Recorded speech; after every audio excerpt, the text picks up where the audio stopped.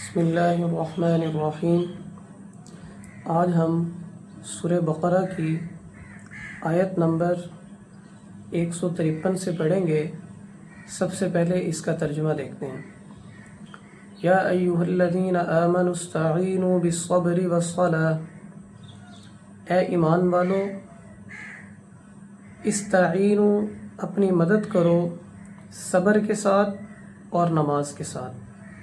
ان اللہ مع الصابرین، بے شک اللہ صبر کرنے والوں کے ساتھ ہیں۔ ولا تقولوا، اور نہ کہو تم لمن اس شخص کو یقتل جو شہید ہو جائے فی سبیل اللہ اللہ کے راستے میں، اموات مردہ، بل احیاء بلکہ وہ زندہ ہے، ولکن لا تشعرون لیکن تم شعور نہیں رکھتے۔ اس آیت کی مختصر سی تفسیر دیکھتے ہیں۔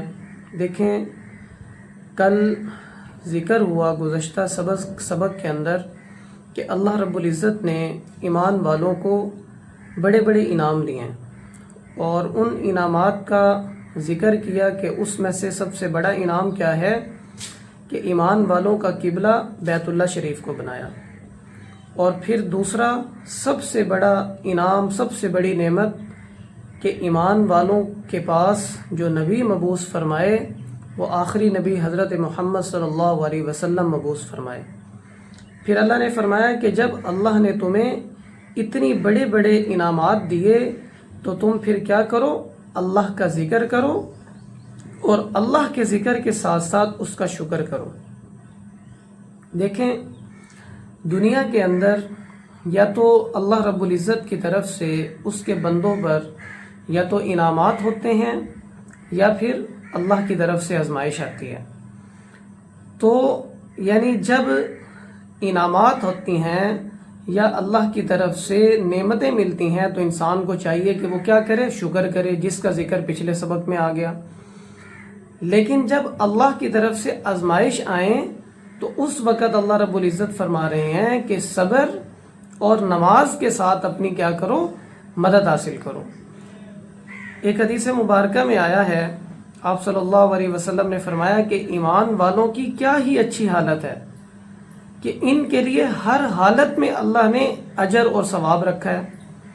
یعنی جب اللہ ایمان والوں کو نعمتیں دیں تو ان نعمتوں پر جب وہ شکر کرتا ہے تو اللہ رب العزت اس کو اجر و ثواب دیتے ہیں، اور اگر اللہ کی طرف سے آزمائش آ جائے اور اس آزمائش پر انسان صبر کرے تو تب بھی اللہ کی طرف سے اجر و ثواب ہے۔ یعنی ایمان والوں کو اللہ رب العزت ہر حالت میں نوازتے ہیں۔ پھر صبر کی 3 صورتیں ہو سکتی ہیں۔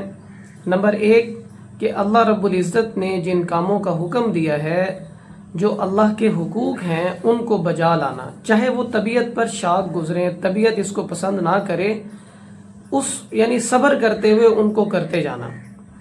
یا پھر یہ ہے کہ اللہ نے جن کاموں سے روکا ہے ان سے رکنا، یعنی گناہوں کی طرف نہ جانا، چاہے آپ کی طبیعت جو ہے اس کے مخالف پسند کرے، آپ کا نفس اس کے مخالف جانے کو پسند کرے، لیکن انسان اپنے نفس کو روک کر رکھے اور صبر کرے۔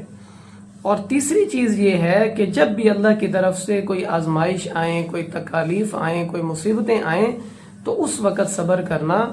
تو جو شخص اس طرح صبر کرتا ہے تو اللہ رب العزت اس کو جو ہے بے حساب دیتے ہیں، جیسے انما یوفی الصابرون اجرہم بغیر حساب، سوائے اس کے نہیں کہ جو صبر کرتے ہیں اللہ رب العزت ان صبر کرنے والوں کو ان کا اجر بغیر یعنی حساب کتاب کے دیتا ہے، پورا پورا دیتا ہے۔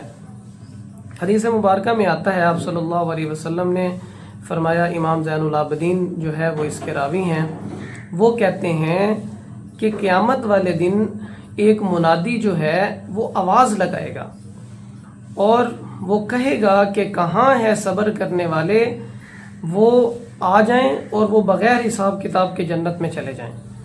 تو اس وقت کچھ لوگ جو ہے اس مجمع میں سے نکلیں گے اور جنت کی طرف چل دیں گے۔ تو جب وہ جنت کی طرف جانے لگیں گے تو فرشتے ان سے پوچھیں گے کہ تم کون ہو؟ تو وہ کہیں گے کہ ہم صبر کرنے والے ہیں، ہم نے دنیا میں آزمائشوں پر کیا کیا؟ صبر کیا، تو اس پر فرشتے کہیں گے کہ اہلا و سہلا مرحبا، تم نے دنیا میں تکالیف برداشت کی، اب اس کا جو انعام ہے تم کیا ہے جنت میں چلے جاؤ۔ تو صبر کرنا یہ واقعی ان ذالک من عزم الامور، ہمت والوں کا کام ہے، لیکن اس پر اللہ نے اجر بہت بڑا رکھا ہے۔ پھر فرمایا کہ نماز کے ذریعے سے کیا کرو؟ اپنی مدد کرو۔ جیسے حدیث مبارکہ میں آتا ہے کہ آپ صلی اللہ علیہ وسلم کو جب بھی کوئی غم پہنچتا، جب بھی کوئی تکلیف پہنچتی، تو فوراً آپ صلی اللہ علیہ وسلم نماز کی طرف متوجہ ہو جاتے۔ تو یہ ہے کہ صبر اور نماز کے ساتھ اللہ نے فرمایا کہ جب تمہیں کوئی آزمائش آئے تو کیا کرو؟ اپنی مدد کرو۔ فرمایا ان اللہ مع الصابرین، بے شک اللہ صبر کرنے والوں کے ساتھ ہیں۔ اگلی آیت میں جو ہے شہداء کا ذکر ہے۔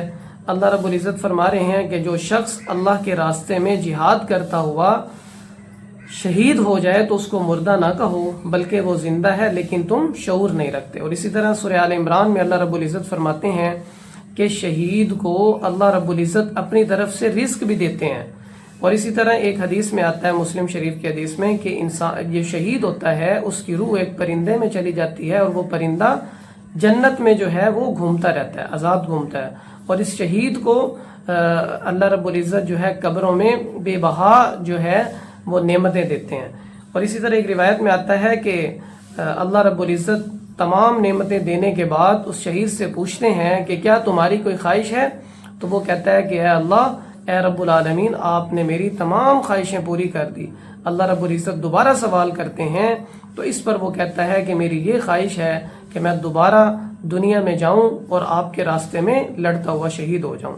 تو اللہ رب العزت فرماتے ہیں کہ یہ خواہش آپ کی پوری نہیں ہو سکتی۔ اسی طرح آپ صلی اللہ علیہ وسلم نے بھی فرمایا کہ میرا دل کرتا ہے کہ میں اللہ کے راستے میں شہید ہو جاؤں، پھر اللہ مجھے زندگی دیں، پھر میں شہید ہو جاؤں، پھر اللہ مجھے زندگی دیں، اور پھر میں شہید ہو جاؤں۔ 3 مرتبہ آپ نے فرمایا۔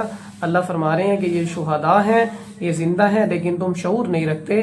ہم اس بات کا شعور نہیں رکھتے۔ جیسے بعض لوگ کہتے ہیں کہ ہمیں جو ہے قبر کا جو عذاب ہے یہ ہمارے شعور میں نہیں آتا، تو اس پر شاہ ولی اللہ رحمۃ اللہ علیہ فرماتے ہیں کہ جو چیزیں جن کا تعلق برزخ کے ساتھ ہے، اس جہان کے ساتھ نہیں ہے، تو اللہ نے انسان کے اندر یہ ایبلٹی بھی نہیں رکھی کہ اس کو وہ سمجھ سکے ہیں۔ اور انہوں نے فرمایا کہ جب قیامت قائم ہوگی تو یہ جو ہمیں آسمان نظر آ رہا ہے اس پر اللہ نے پردے رکھے ہوئے ہیں، تو یہ پردے ہٹا لیں گے، پھر ہمیں فرشتے بھی نظر آئیں گے۔